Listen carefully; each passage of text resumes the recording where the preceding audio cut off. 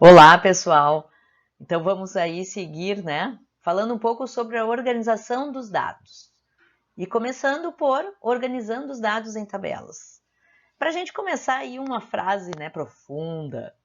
É fácil mentir com estatísticas, mas é difícil dizer a verdade sem elas. Reflita um pouquinho sobre isso. Afinal, a gente vai continuar aí, né? Falando de quê? De estatística. Então vamos lá. Então, o que nós temos, tá, pessoal? Como a gente já viu, a estatística se divide em duas partes, a estatística descritiva e a estatística inferencial. O que nós temos aí, então, sobre a estatística descritiva? Pessoal, quando a gente precisar apresentar, como o próprio nome diz, descrever os dados, né? Nós vamos resumi-los, enfim, né? Vamos tentar interpretá-los. Para essa interpretação, então, nós precisamos pensar um pouco na forma de apresentação. Essa apresentação, ela está voltada para, então, né, voltada não, né, a parte da estatística que faz isso é a chamada estatística descritiva. Pessoal, que fique bem claro, os dados, o conjunto de dados, sejam provenientes de toda a população, da população, de interesse, enfim, tá? Ou sejam dados de uma amostra. Ao descrevê-los, né, estes conjuntos de dados, nós estaremos usando então a estatística descritiva. Tá legal? Vamos lá. Então, a estatística descritiva, tá? Ela envolve principalmente, né, duas formas, não são somente essas, tá? Mas é o que a gente realmente mais usa, tá? Que são as tabelas de frequências e os gráficos. Para esse conjunto aqui de slides, né, que eu estou apresentando neste vídeo, eu vou tratar das tabelas. Tem um próximo vídeo a seguir, tá? Que já recomendo, assistam, que é da parte de representação gráfica, ou seja, falar um pouquinho aí sobre os gráficos. Então, as tabelas, tá? Nós temos aí orientações sobre formatação, sobre normas, né? E no Brasil, né, quem regulamenta isso é a BNT e o IBGE. Então, a gente segue este formato, que é o que eu vou apresentar para vocês. Nós podemos ter variações, tá? Esteticamente, podemos usar alguns recursos para eventualmente salientar um resultado, destacar um detalhe, um colorido, enfim, mas eu quero apresentar para vocês, vamos dizer assim, o que a gente tem de básico sobre construção e apresentação de tabelas. A partir, então, desta formatação indicada, né? Então, seguindo aí normas da ABNT e IBGE, tá? Nós temos aí estas partes, né, da tabela, então vou usar aqui, né, o meu ponteiro, né? Cada um, o que está representado aqui por esse retângulo, a gente vai, né, referir como casa ou cédula. Às vezes eu também posso falar, né, ou de repente vocês encontram na literatura célula, tá? Toda tabela tem que ter um título, ele tem que ser tão elucidativo, então um título da tabela tem que ser tão elucidativo que quem estiver lendo essa tabela não precise recorrer ao texto para entender o que a tabela nos traz. Essa primeira coluna aqui são as informações sobre a variável que está sendo tabelada, né? Tá? E ela é chamada aí também, enfim, né, de coluna indicadora. E uma coisa interessante, tá, para destacar, que nós, né, em termos de estética, nós não fechamos a tabela aqui à esquerda e à direita, né, nos dois lados, porque se nós fecharmos, aí a gente deixa de ter tabela e dentro das nossas normas a gente passa a ter o que se chama quadro, tá? Uma tabela ela pode não necessariamente, né, mas ter rodapé com a fonte, tá? Tudo depende de onde que aquela tabela está inserida, que tipo de texto, né? O que está aqui achurado aí em cinza, né? É o que a gente chama de cabeçalho, que nós vamos ver aí o que pode conter, né? Através de alguns exemplos. E essa parte aí onde tem, então, os resultados, né? Propriamente dito, do que a gente quer pôr, é o chamado aí o corpo da tabela.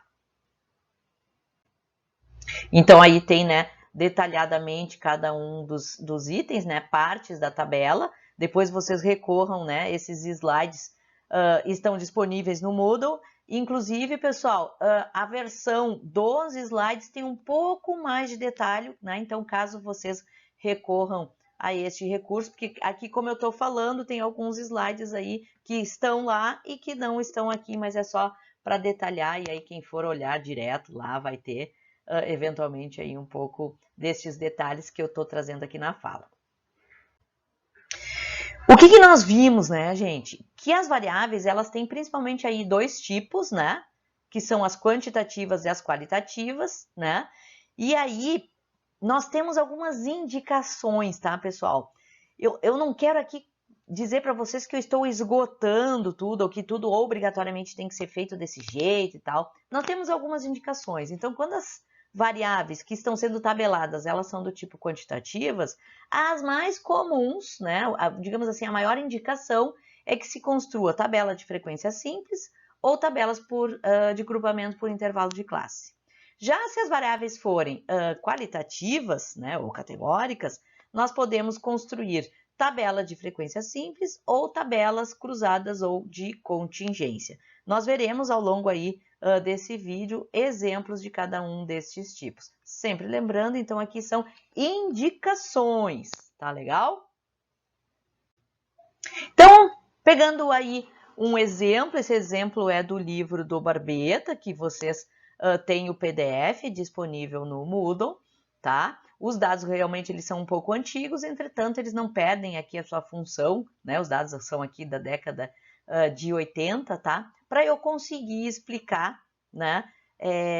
A construção, enfim, eu vou usar muito o livro do Barbeta como uma referência, porque temos lá o PDF, né? E aí vocês também podem ir, estou fazendo assim, né? Eu tenho o livro físico, né? Tá aqui junto comigo, já mostrei, né, para vocês, mas aí tá aqui o livro, por isso que eu tenho esse hábito, né, de pensar. Vocês terão um PDF e não farão exatamente assim, a não ser que peguem na biblioteca ou adquiram aí o livro. Bom, o que nós temos? Então, este livro, ele traz dados reais, né, de uma coleta que foi feita lá em 1988, né, sobre famílias residentes lá num certo bairro chamado aí Saco Grande, né, de Florianópolis, né. Esse livro, lembrando, o professor Barbeta da Federal de Santa Catarina, e por isso que os dados são de lá. Então, vamos ver aí através do exemplo. Tem um detalhe, né, para eu comentar.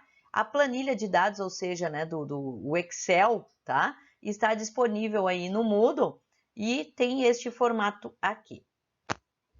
Então, aí tem um trechinho, né, tem somente uma parte aí do banco de dados, isso aqui é uma planilha, né, que eu estou chamando de Excel, mas poderão ter outras variações. E aqui, tá, pessoal, vou aproveitar esse tempinho para falar um pouco aí da construção de um banco de dados. O mais tradicional é que, quando a gente constrói banco de dados, as unidades de pesquisa sejam as linhas, certo? Que aqui, então, né, tem até um título na primeira linha aqui para a gente saber o que é cada uma das colunas.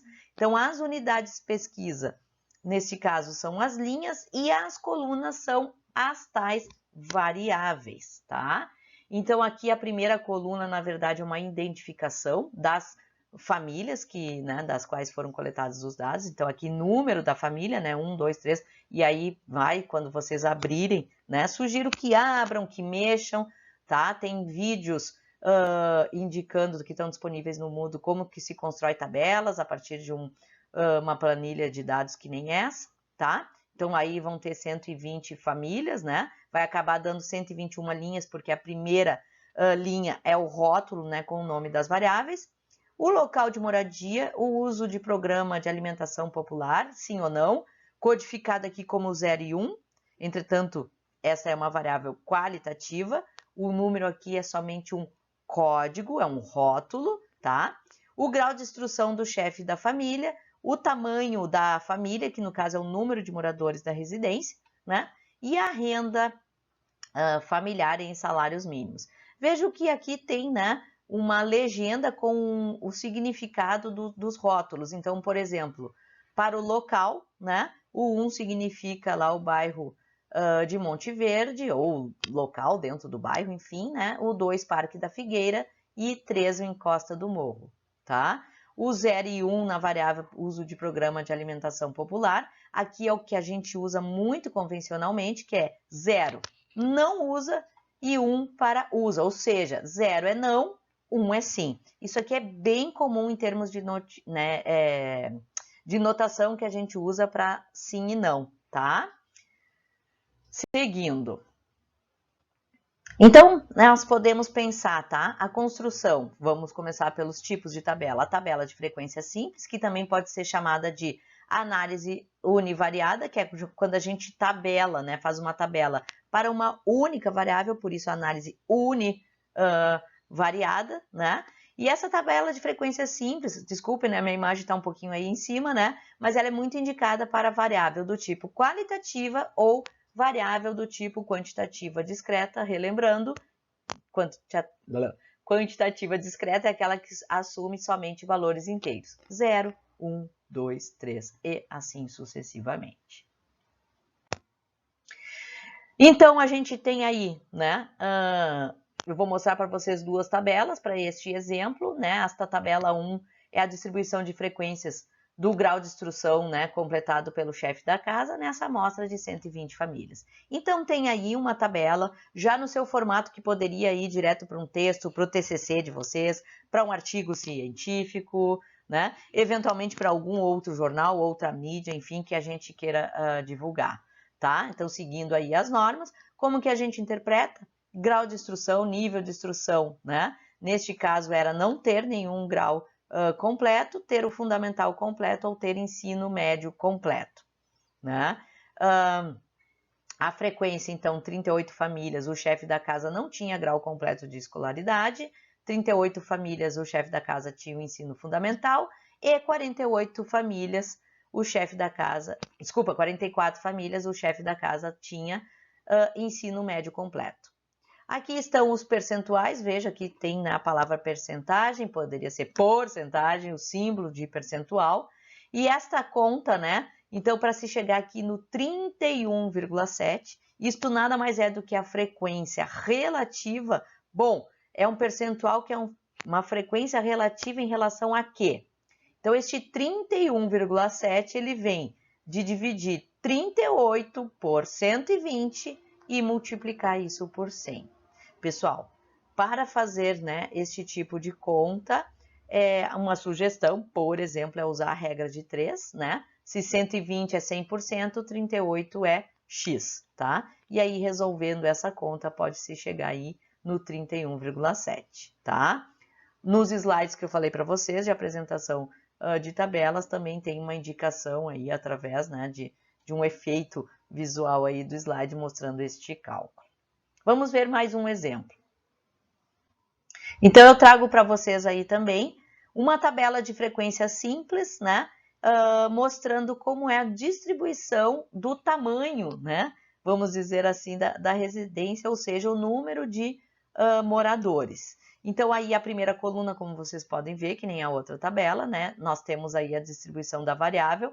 Então, né, as residências dos domicílios poderiam ter 1, 2, 3 até 8 moradores. A frequência absoluta e a frequência relativa, né, já colocada aí em percentual. Então, por exemplo, se eu for aqui, né, no 6, eu vejo que 6 famílias, né, tinham 3 moradores, o que corresponde a 15% desta amostra. Como é que se chega a 15%? Fazendo 6 dividido por 40. Opa, aqui não está o 120 que nós tínhamos na tabela 1.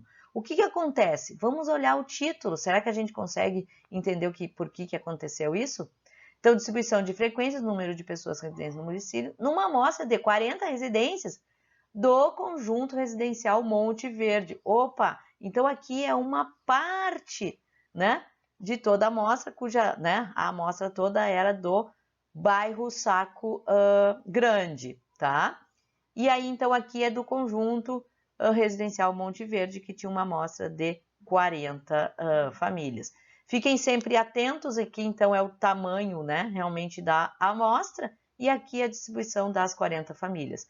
Percebam que aqui tem o valor 0, ou seja, não tem, no caso não tinha nessa amostra, residências com 7 moradores. Gente, é opcional colocar esta linha, Eu acho interessante colocar, porque aqui vinha 1, 2, 3, 4, daí pula do 6 para o 8. Pode não ter a linha do 7, professora? Pode. Eu gosto de colocar para ficar claro para o leitor que eu não estou tropeçando, tipo, esqueci de colocar ali o valor 7, tá? Se pula do 6 para o 8, pode eventualmente surtir essa dúvida. Não é uma regra, aqui foi do gosto da pessoa que fez a tabela, que colocou essa linha aí com uma frequência igual a 0. O que nós temos na sequência, tá, pessoal, que eu quero mostrar para vocês? Outro tipo de tabela que é a chamada tabela de grupamento por intervalo de classe. Quando nós temos em estudo uma variável do tipo contínua, tá? Então, ela pode, né, variável contínua, ela pode ter valores quebrados, né? Então, eu não tenho somente os valores inteiros, pode ser interessante que a gente mostre a frequência, né, dos intervalos de valores, tá? Ela é muito indicada, então, para as variáveis contínuas, mas também pode ser, né, indicada para tabelas de variáveis do tipo discretas, cujos, né, valores são muito variáveis. Se tiver muitos valores diferentes, 0, 1, 2, 3, mas aí vai 4, 5, 18, 23, sei lá, 400, daí pode ser indicado também que sejam construídas tabelas de grupamentos por intervalos de classe. Então, eu tenho aí, né, uma indicação sobre o número de intervalos que uma tabela pode conter. Se vocês procurarem na literatura, encontrarão regras, tá?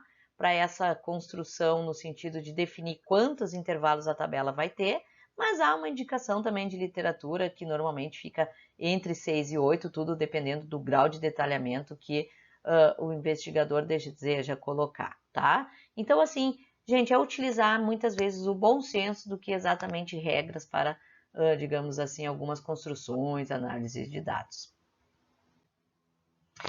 Voltando aí, então, ao exemplo, né?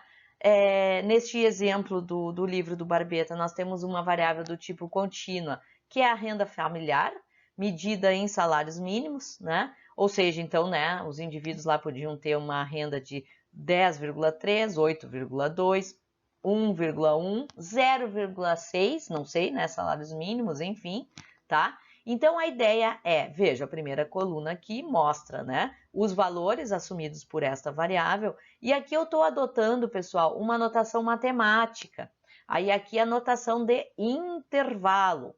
Aqui, então, nós temos de 0 até 2 salários mínimos, onde o 0 está incluído, eu sei disso porque eu tenho ali aquela barra vertical indicando que o intervalo é fechado naquele lado, nesse caso aqui é fechado à esquerda, e como não tem nada do lado de cá, eu tenho um intervalo aberto à direita. Então, o 2 não está incluído neste intervalo, mas ele está incluído no próximo.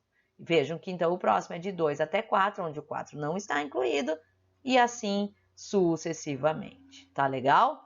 Então, quando eu olho aqui, 35 famílias têm renda familiar de 4 até 6, eu sei que aqui essas 35 famílias contaram, né, vamos assim, foram computadas com famílias que ganham a partir de 4 até 5,9999999, que seria, né, bater na trave aqui do 6, tá? Mas não chegando a incluir o 6. Caso alguma família tenha respondido, a renda familiar são 6 salários mínimos, essa família tem que ter contado no intervalo de baixo, então ela está aqui entre essas 19 famílias.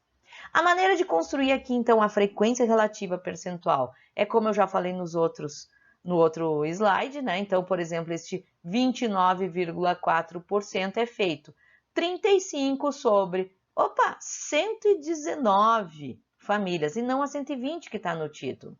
Tem um asterisco aqui indicando uma família, né? Então, a nota de rodapé aqui nos avisa. Uma família não respondeu, né? Essa questão sobre a renda familiar, o que é bem comum, tá, pessoal? Que as pessoas não queiram muito falar sobre a sua renda. Então, esta conta aqui, 29,4, tem que ser feita 35 em relação a 119, 35 dividido por 119, vezes 100 vai dar 29,4. Ou regrinha de 3, 119 é 100%, 35 é x. E aí vocês devem chegar. Gente, eu sugiro que vocês façam essa conta, seja à mão, na calculadora, enfim, como seja, mas vão praticando aí para ver se vocês conseguem encontrar, tá? Estes mesmos valores. E aí, aqui neste tipo de tabela, tá? Isso também pode ser feito para tabela de frequência simples, né? Mas a gente costuma ver um pouco mais para esse tipo de tabela de grupamento por intervalo de valores. Nós temos a frequência relativa acumulada. Poderia também ser construída a frequência acumulada da absoluta, tá? O que nós temos aqui? Então, nós vamos acumulando linha a linha. Se eu olhar a primeira linha, eu tenho 4,2, que é a mesma coisa que eu tenho aqui, né, da frequência relativa. Ou seja, 4,2% das famílias ganham, né, até 2 salários mínimos. Mas se eu quiser a informação e até 4 salários mínimos, ou seja, do 0 até o 4, bom, eu posso então representar aqui, né, eu posso colocar essa coluna adicional da frequência relativa acumulada, né, até para explicar, às vezes, para interpretar os resultados obtidos. O que eu tenho aqui? 29,4% ganha até 4 salários mínimos. Como que é feita essa conta? 4,2 mais os 25,2 da segunda linha vai dar 29,4. Ah, mas eu quero saber até 6 salários mínimos. Bom, eu vou para a próxima. 58,8% das famílias ganham até 6 salários mínimos. Como que surge isso? É o 4,2 mais 25,2 que dá 29, mais 29,4 que dá o 58,8. Certo? Então, a gente vai acumulando linha a linha. O meu vídeo está em cima aqui, mas isso aqui tem que fechar, né? Ao chegar na última linha, aos 100%, coincidindo aqui com a soma dessa coluna, que é 100%. Vejam que aqui nessa tabela, né, tá escrito 12 ou mais salários mínimos, né? Pode ficar assim, em vez de construir, né? Porque se colocasse 12 a 14, caso tenha alguma família que ganha mais do que 14, bom, aí teria que ter 12 a 14, né? 14 a 16, seguindo a lógica, né, de intervalos de tamanho 2. Como aqui são somente 11 famílias, e aí está muito distribuído a partir de 12, que daí daqui a pouco tem 14, 15,8, 17,2, sei lá eu, né? E vai até 20. Se vocês forem olhar os dados, vocês verão que o máximo aqui é 23, alguma coisa assim, tá? Não me lembro bem de cabeça. Então, fica mais fácil colocar as 11 famílias que têm uma renda maior aqui, colocando como 12 ou mais, né? Pode ser, usando aí realmente uma linguagem em português. Só para ter, né, uma variação, se aqueles que... não estou lembrando dessa anotação, uma outra, né, de intervalo. Uma outra anotação de intervalo, em vez da barrinha ali de pé, né, é usar aqui o colchete e o parênteses, né, para representação de intervalo fechado, nesse caso aqui, à esquerda e aberto à direita. Pode ter parênteses dos dois lados, aí é questão de notação matemática que é só para relembrar, tá, e o que vocês devem, espero ter visto aí no colégio. E para finalizar essa parte, né, esse vídeo sobre tabelas né, eu trago aí para vocês as tabelas cruzadas, ou também chamadas tabelas de contingência, né? Aqui é quando a gente precisa, quer, ou alguém quis nos mostrar, né, o resultado do cruzamento de duas variáveis, muito indicado para o cruzamento de variáveis qualitativas, e a gente pode referir aí como análise bivariada. Por que bivariada? Bivariada. Leva em conta duas variáveis. Então, vejamos aí o exemplo, né? Também para a gente, vamos dizer assim, entender os conceitos. Então, trago aqui, né, distribuição da amostra segundo sexo e hábito de fumar. O percentual está apresentado entre parênteses, tá? E, gente, por favor, aqui são dados fictícios, tá? Dados aí só para a gente realmente entender as ideias. Então, vejam, eu tenho aí o cruzamento das variáveis ser fumante ou não, né? Na verdade, a variável é fumante, né? Na verdade, hábito de fumar, medido como ser fumante ou não. E aqui, sexo, só para ter o exemplo aqui, estou sendo bem, assim, né? Tradicionalista, sexo, né? Como masculino e feminino, tá? É claro que hoje em dia a gente espera uma pesquisa bem feita, que nós tenhamos aqui mais colunas, né, tá? Porque nem todo mundo aí se identifica exatamente com, até na verdade aqui estou usando a palavra sexo, né, mas até o ideal aqui seria usar gênero. Mas vamos lá, porque o que eu quero mostrar para vocês nesse momento, né, além dessa discussão, que é muito boa, mas é essa parte sobre como é que a gente interpreta uma tabela como essa. Então, vejam, eu tenho aqui valores, né, entre parênteses e outros que estão fora. Os que estão fora, gente, é a contagem, a frequência absoluta. Ou seja, tem 26 homens aqui fumantes e 11 homens não fumantes. Assim como 12 mulheres não fumantes e 16 mulheres fumantes. Entre parênteses, eu tenho aqui o percentual, tá? Eu vou dizer para vocês que eu já sei, olhando essa tabela, que o percentual foi feito em relação às linhas. Como é que eu sei isso? Porque eu estou vendo que fecha 100% aqui na linha. Percebam que aqui nas colunas não fecha, tá? Então, eu já sei que a referência para o cálculo deste percentual, ou seja, frequência relativa, foi o total da linha, tá? Então, 26 em 42 significa 62%. Ou seja, eu vou fixar a linha e interpretar 62% dos fumantes são homens, assim como 38% dos fumantes são mulheres. Eu tenho a mesma coisa aqui, né, para os percentuais, enfim, na linha de baixo, né, 48% dos não fumantes são homens, ou seja, 48% é 11 dividido por 23, né? Multiplicado por 100, isso aí vai dar 48%. Ou regrinha de 3, se 23 é 100%, 11 é x, tá? Vocês podem até imaginar, 23 é 100%, no lugar do 48 aqui a gente podia ter ali o x e a gente usaria, né, a regra de 3. Revelação. Então, uma tabela cruzada, ela apresenta os chamados totais marginais, que nesse caso aqui são os totais das linhas e os totais das colunas, né? Tá? Então, veja, eu já sei aqui que são 37 homens, são 28 mulheres. Esse é o bônus de uma tabela cruzada, né? Porque eu tenho embutido numa tabela cruzada, então, duas tabelas de frequência simples, né? E eu tenho também o total geral. Então, a gente tem aí os totais marginais, tá um pouquinho aqui em cima a minha imagem, né? Mas eu tenho aí também o total geral. Ou seja, nós podemos calcular percentuais como a gente assim o desejar. É claro que eu vou indicar para vocês usarem uma lógica. Se calculou ali na primeira linha em relação à linha, calcula para toda a tabela em relação à linha. E a mesma coisa se decidir sobre o total referência ser a coluna ou mesmo ser o total geral, tá? Aqui, gente, é onde pega um pouco, então presta atenção, tenta fazer aí um cálculo, eu vou trazer outro exemplo aí para a gente fechar, tá? Para ver se fica mais claro, mas eu já a dica que isso aqui é uma coisa que pega principalmente em relação à interpretação, não estou me referindo somente assim, não é somente, mas não exatamente a matemática da coisa, fazer a conta, tá, pessoal? É realmente de interpretar. Muitas vezes nos defrontamos com uma tabela que já foi construída e a gente tem que, né, se ela foi bem feita, né, fazer uma interpretação do resultado ali colocado. Então, aqui, voltando ao exemplo, né, do livro do Barbeta, então, como falei para vocês, né, existe aí a variável que é o uso de programa de alimentação popular, como sim ou não, né, 0 e 1, usa e não usa, tá? Então, vamos ver aí como que pode ser a distribuição, né, através aí de uma tabela cruzada sobre o nível de instrução do chefe da casa e o uso de programa de alimentação popular.